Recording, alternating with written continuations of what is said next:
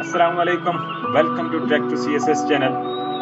आज की हमारी वीडियो बनाने का बेसिकली दो मकासद हैं। पहला ये है कि हम एग्रीकल्चर और इंडस्ट्री इसको कंपेयर करें, और दूसरा ये है कि एग्रीकल्चर और इंडस्ट्री को कंपेयर करते हुए हम ये सीखेंगे कि how to develop an argument.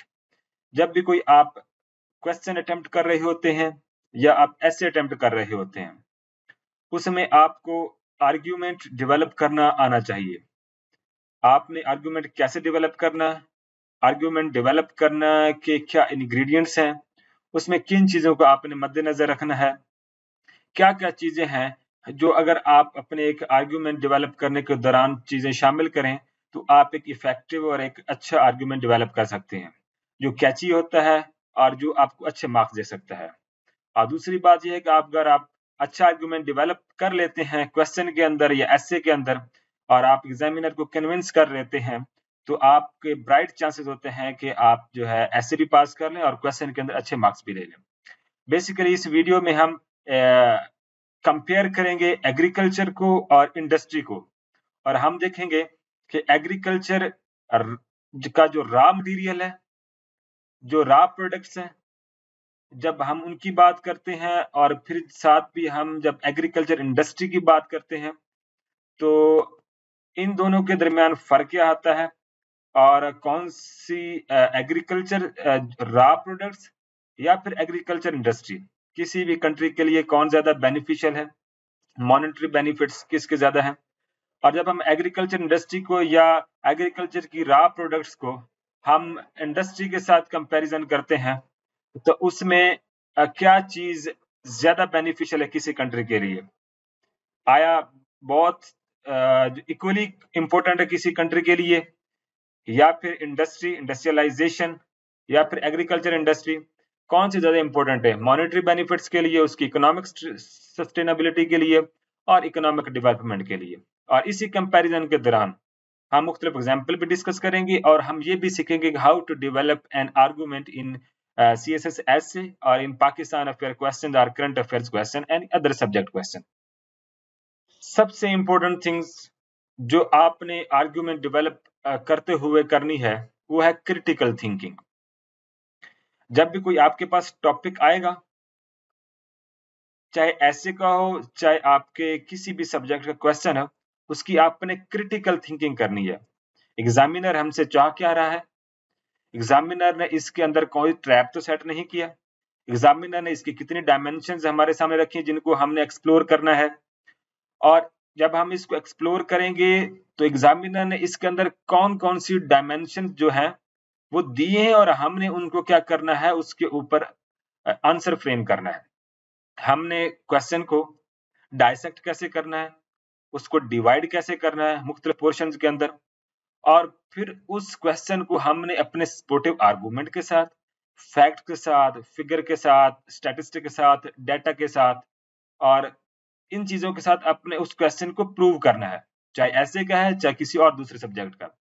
आपने 360 एंगल के अंदर उस क्वेश्चन को इन्वेस्टिगेट करना है और आपने उसके अंदर मुख्तलिफ चीजों को हाईलाइट करना है कि एग्जामिनर जो है क्या चीज हमसे रिक्वायर कर रहा है, उसका अट्रैक्टिव पॉइंट क्या है, वो हमसे क्या चाह रहा है। हम बीटिंग अराउंड द बुशेस तो नहीं जा रहे।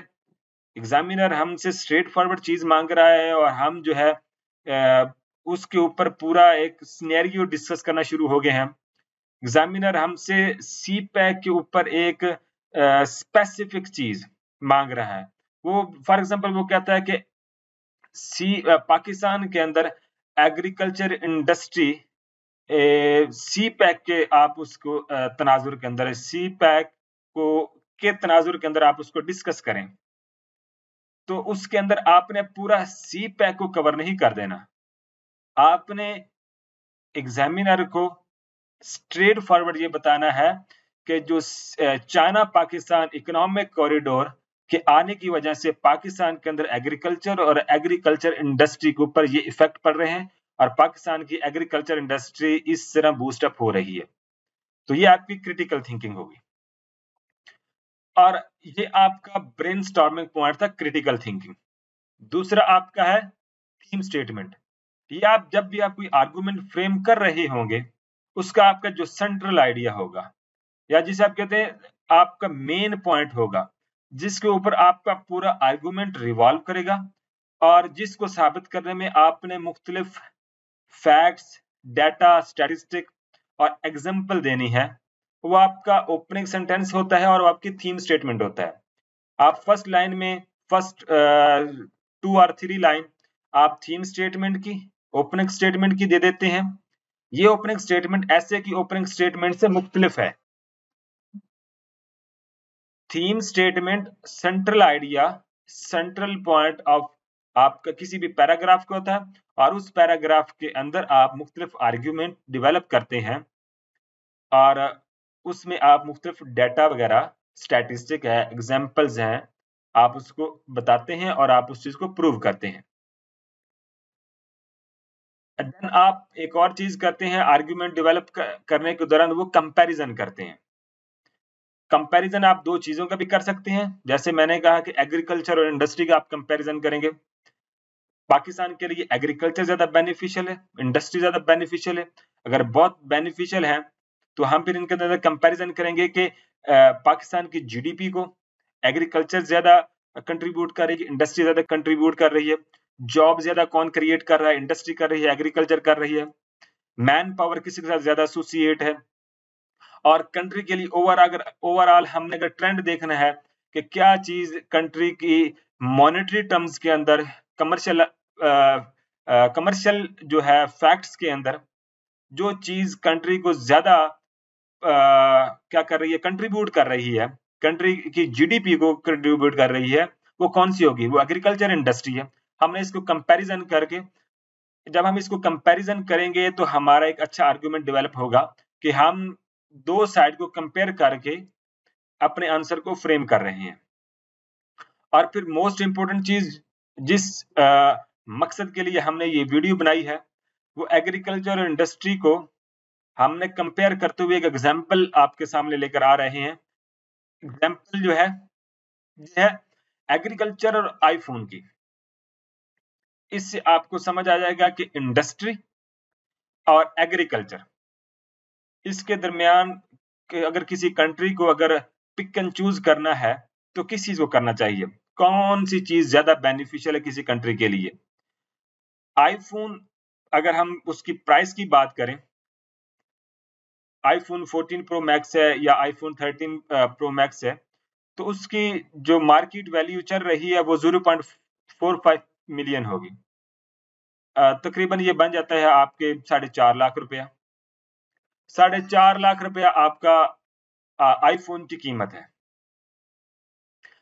अब हम बात करते हैं एग्रीकल्चर की। एग्रीकल्चर में स्पेसिफिक आपने पोर्शन लिया है वीट का, गंदम का। गंदम के 1 एकड़ से 40 मन गंदम निकलता है।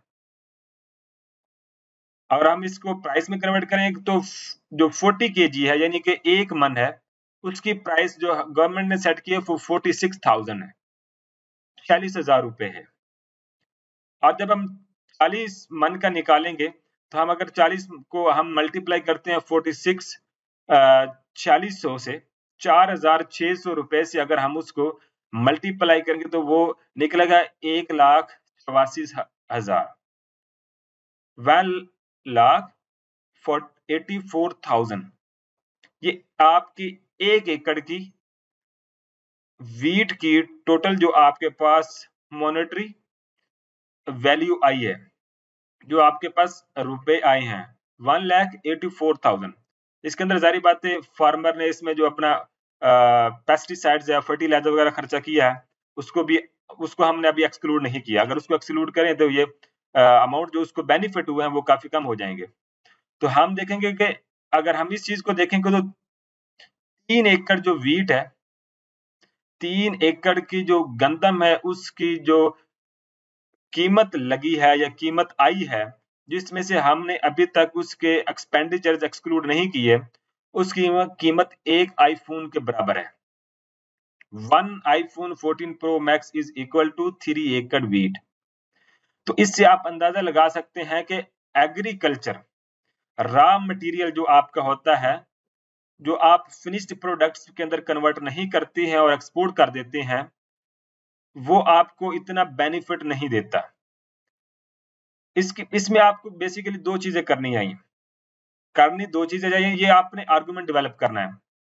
फर्स्ट वन ये है कि आपको कंट्री के अंदर इंडस्ट्रियलाइज़ेशन करनी चाहिए, इंडस्ट्री को बूम देना चाहिए, ताकि आप यहाँ पे आपका कंट्री के अंदर आईफ़ोन की प्रोडक्शन हो जाए, गाड़ियों की प्रोडक्शन हो, ताकि आपको ये चीज़ें सस्ती अवेलेबल हों। दूसरा ये है कि आपने एग्रीकल्चर रॉ मटेरियल को एक्सपोर्ट नहीं करना। आपने एग्रीकल्चर इंडस्ट्री को बूस्ट अप करना है, ताकि आप फिनिश्ड प्रोडक्ट्स तैयार कर सकें, उनको एक्सपोर्ट कर सकें, ताकि आपको मॉनेटरी टर्म्स के अंदर उनके ज़्यादा बेनिफिट्स हों। जब भी आप रॉ मटेरियल को करेंगे, तो आपकी ना एग्रीकल्चर इंडस्ट्री को फ़ायदा होगा, ना एग्रीकल्चर इंडस्ट्री के अंदर आपका कोई रेवोल्यूशन आएगा और ना आपकी कंट्री की जो इकोनॉमिक स्टेबिलिटी या इकोनॉमिक डेवलपमेंट आएगी।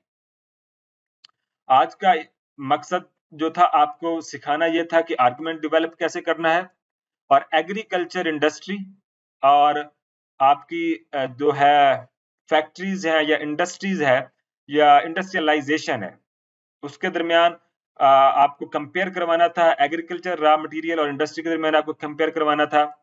इसमें आपने कंपैरिजन करके अपना आर्गुमेंट कैसे डेवलप करने हैं और आपको इम्पोर्टेंस बताना था। और ये आप जब भी आपसे एग्रीकल्चर इंडस्ट्री के मुतल्लिक आपसे सवाल पूछा जाए, तो आप इस एग्जाम्पल को कोट कीजिए। आप व्हीट की जगह राइस को ले लीजिए।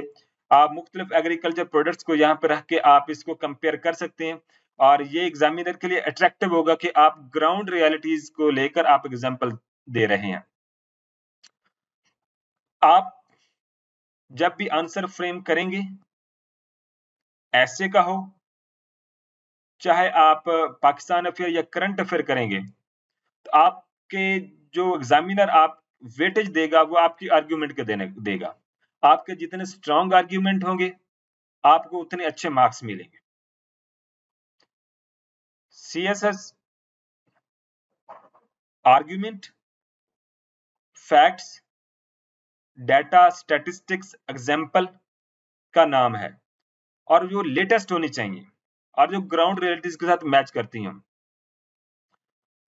हमारे आज की वीडियो इस पर इख्तिताम होती है। हमारे track to CSS YouTube channel को आप सब्सक्राइब भी कर लें, अपने दोस्तों के साथ शेयर भी करें और आप अगर कोई वीडियो बनवाना चाहते हैं किसी भी टॉपिक के ऊपर, तो आप हमें कमेंट में कह सकते हैं।